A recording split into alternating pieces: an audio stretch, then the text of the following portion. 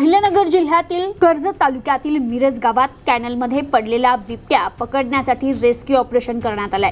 तब्बल 6 तासांच्या प्रयत्नानंतर या बिबट्याला जेरबंद करण्यात आलंय। मिरजगाव शहरालगत असलेल्या गोरेमळा परिसरातील कॅनलमध्ये शनिवारी मध्यरात्री अंदाजे 2 ते 2.5 वर्षाची मादी बिबट्या पाण्याच्या डबक्यात पडल्याचं आढळून आलं। सकाळी ते नागरिकांच्या निदर्शनास येतात त्यांनी याबाबत वन विभागाला माहिती दिली। घटनेची माहिती मिळताच बिबट्याला पाहण्यासाठी परिसरात मोठी गर्दी झाली होती।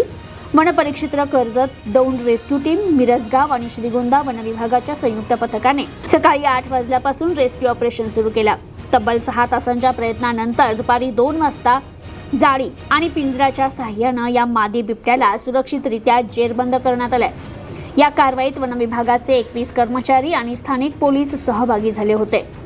तर यावेळी कर्जत तालुक्यात बिबट्याचा मृतदेह आढळून आल्यानंतर आता मिरजगाव येथे जिवंत मादी बिबट्या सापडल्यानं परिसरात बिबट्याचा वावर असल्याचं स्पष्ट झालंय। बिबट्याला सध्या निगराणीखाली ठेवण्यात आलं असून या घटनेमुळे मात्र नागरिक भयभीत झालेत।